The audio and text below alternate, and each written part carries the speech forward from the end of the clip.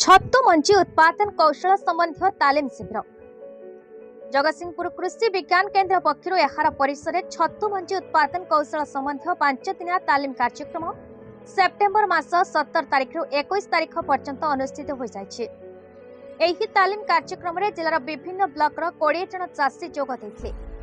एही तालीम कार्यक्रम में छत्तु मंची उत्पादन उपरे विशद भाव में आलोचना करा जायथिला।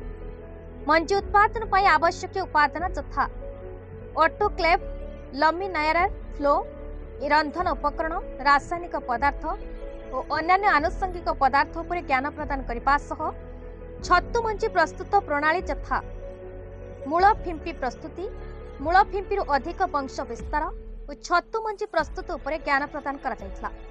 एतद व्यतीत चाषी निजे मीडिया प्रस्तुति, कल्चर प्रस्तुति, छत्तु मंची प्रस्तुत करथिले। एहा सह छत्तु चाषर आवश्यकता, छत्तु चाषर स्वजत, छत्तु थिबा खाद्य उपादान, पाळ छत्तु चाष प्रणाली, ढिंगरी छत्तु चाष प्रणाली, दुग्ध छत्तु चाष प्रणाली एवं बोताम छत्तु चाष प्रणाली, ऋषि छत्तु चाष प्रणाली, अदिनिया छत्तु चाष तथा पॉली हाउस रे छत्तु चाष, छत्तु अमल परवर्ती जत्न, छत्तुर पोषक गुण, औषधीय गुण, छत्तुर मूल्ययुक्त द्रव्य प्रस्तुति, छत्तु चाष रे रोगपोक परिचालना, छत्तु चाष रे थिबा सरकारी प्रोत्साहन विषय तालीम प्रदान करा जायथिला।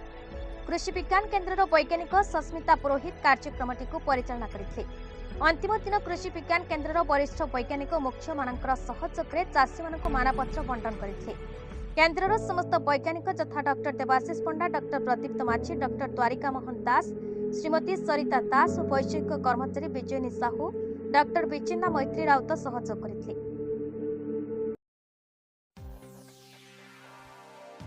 जगतसिंहपुर दीपक महांती रिपोर्ट, भारत न्यूज।